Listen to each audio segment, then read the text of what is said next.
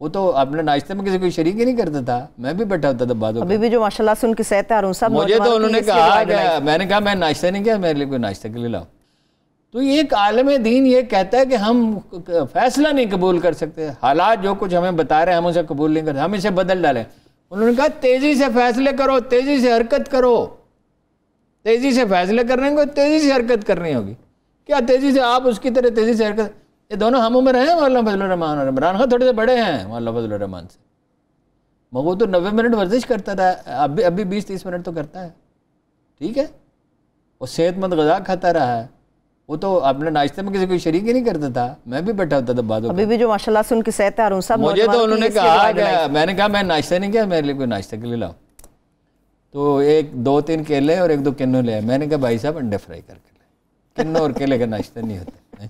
ٹھیک ہے، تقدیر کی آپ بات کر رہے ہیں ہارون صاحب، یہ بھی تقدیر کا لکھا ہے جو نہیں مٹھا سکتے. ڈیفینیٹلی دونوں بھائیوں کے درمیان جو اختلاف آ گیا، جو دراڑ آئی، بڑا افسوسناک ہے، بہت افسوسناک. کتنے سال پرانا رشتہ تھا اور کیا ہوگا؟ نہیں، ہمیشہ کا رشتہ تھا. دیکھیے میں چودھری پرویز الہی کے والد سے ملا چودھری ظہور الہی کی شہادت کے بعد، تو انہوں نے مجھے وہ 3 مکان دکھائے جو اکٹھے، اب تو 4 ہیں نہر کے قریب جی، اور وہ کاروبار وہ سنبھالتے تھے.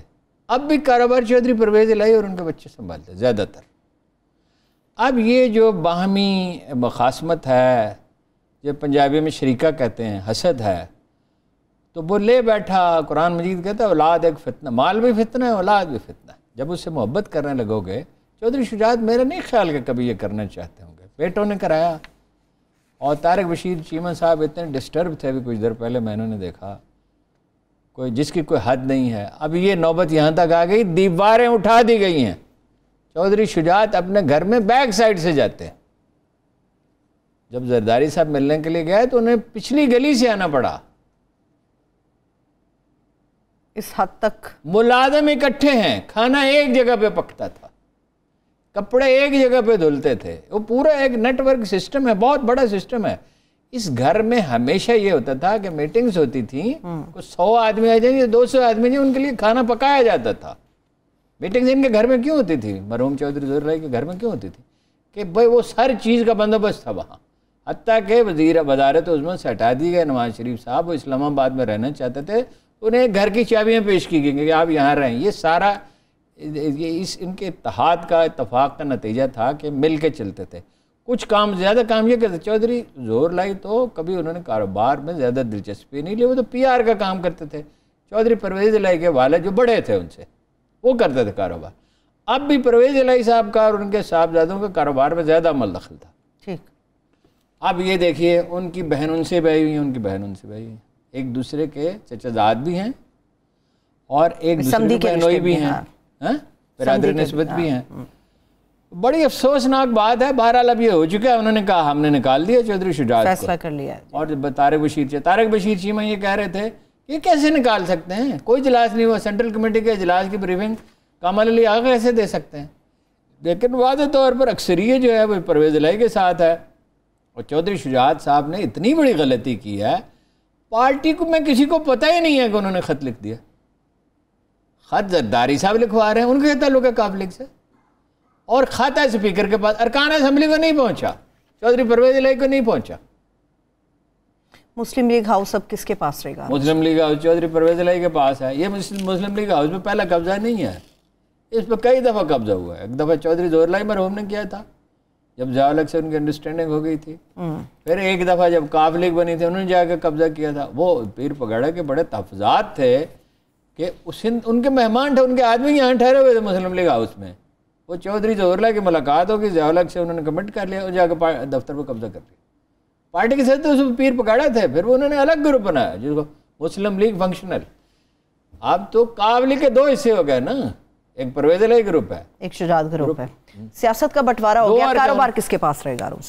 کاروبار تو الگ الگ ہیں، ویسے زیادہ کاروبار ان کا ہے چودھری پرویز الہی ان کے بیٹوں کا، میرا خیال ہے الگ. چودھری شجاعت صاحب سے ایک دفعہ میں نے پوچھا تو خبریں آ رہی تھیں کہ اسپین میں ان کے ایسٹس ہیں، تو انہوں نے کہا میں قرآن مجید پہ حلف دیتا ہوں آپ کو. مجھے کہا، حالانکہ میں تو کوئی بات ہی نہیں کی تھی، میں تو یہ کہا کہ بھئی یہ لوگ کہہ رہے ہیں. دوسرا انہوں نے کہا کہ میری بیگم بہت سخت ہیں اس معاملے میں، اور میں نے ان سے وعدہ کیا ہے کہ میں بینک سے پیسے لے کے کاروبار ہی نہیں کروں گا. جو میرے پاس وسائل موجود ہیں وہ کاروبار کا، یہ ذرا چست ہیں کاروبار کے معاملے میں پرویز الہی صاحب کے بیٹے، اور خود پرویز الہی بھی. تو چودھری صاحب کی تو صحت ٹھیک نہیں ہے نا، افسوسناک ہے. بہرحال ایک گھر کا اس طرح بٹنا اور ایک دوسرے کے خلاف سفارہ ہونا. ہارون صاحب، ایک تو چیف الیکشن کمشنر کا معاملہ ہے، دوسرا جوڈیشل کمیشن کا جو نہایت اہم اجلاس ہوا.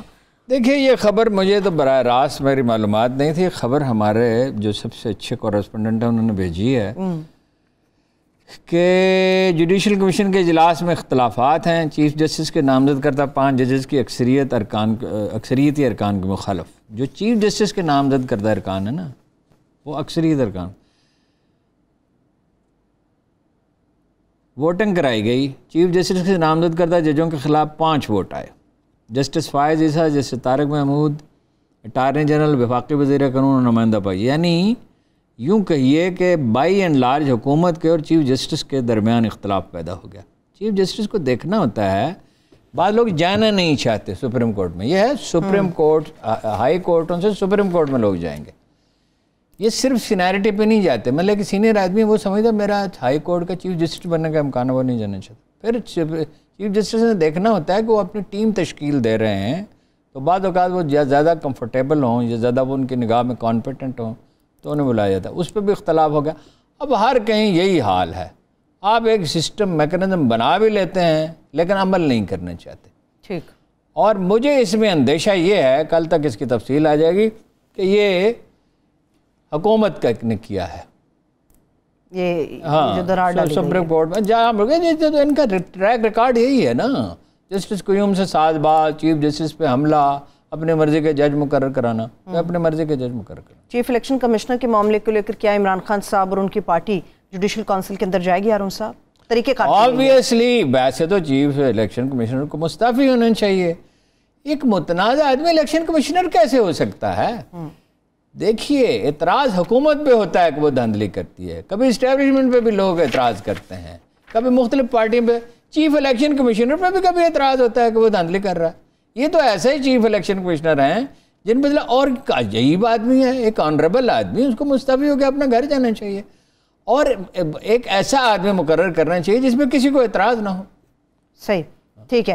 اپنے پہلے حصے میں ہارون صاحب حکومت کے حوالے سے، امریکی حکومت کے حوالے سے بھی بات کی تھی، طارق فاطمی صاحب کی ملاقات کے حوالے سے. دیکھیے ایرانی انقلاب کے بعد سے امریکی پالیسی میں تبدیلی ہے.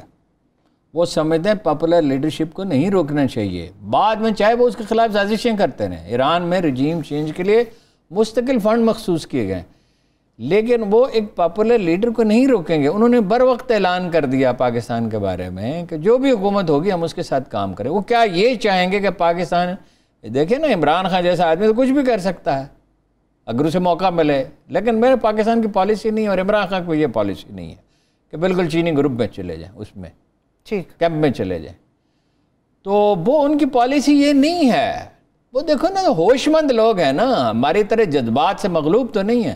وہ اپنے دیر پر قومی مفادات دیکھتے ہیں، وہ کیوں کسی کو ناراض کریں گے. صحیح. ٹھیک ہے. جو بائیڈن کے حوالے سے ہارون صاحب انٹرنیشنل جو نیوز پیپرز ہیں ان میں بھی بات آ رہی ہے کہ وہ خاطر خواہ کوئی اقدامات نہیں کر سکے ملک کے لیے. آئندہ الیکشن کورونا میں وہ ناکام رہے، وہ پہنچ گئے واشنگٹن گئے ہیں پہلی دفعہ. ڈونلڈ ٹرمپ، ہاں جی، تو ہمارے ایک صاحب نے مجھے لکھا کہ ڈونلڈ ٹرمپ کے وہ تھوڑا کام کر رہے ہوتے ہیں نا تو ایک دوسرے کو کوئی تفصیلات لکھ کے بھیجتے ہیں کہ عمران خان کے دوست ڈونلڈ ٹرمپ، عمران خان کے دوست نہیں ہیں وہ، اور ڈونلڈ ٹرمپ آئیں گے تو معاشرے کی تقسیم گہری ہو جائے گی. آلریڈی تقسیم ہے.